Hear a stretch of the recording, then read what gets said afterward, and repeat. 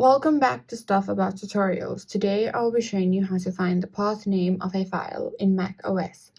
Why would you want to know how to do this?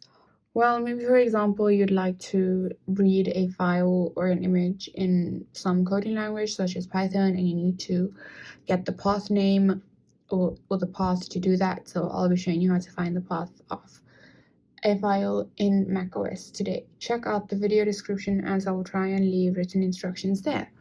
So let's get started. I'm just going to go to my desktop and basically you need to click on whatever file, image, etc. that you want to find the path of. So when you click on it, as you can see,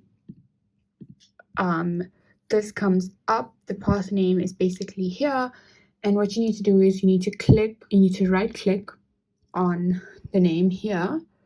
So if you right click, then you can copy the path name. So if you copy that, then that will basically give you your path name. And there you have it. If you wanted to know how to find the path name of a file in macOS, this is the easiest way I know how. And if you know of another way, then leave a comment below and make sure to subscribe for more videos.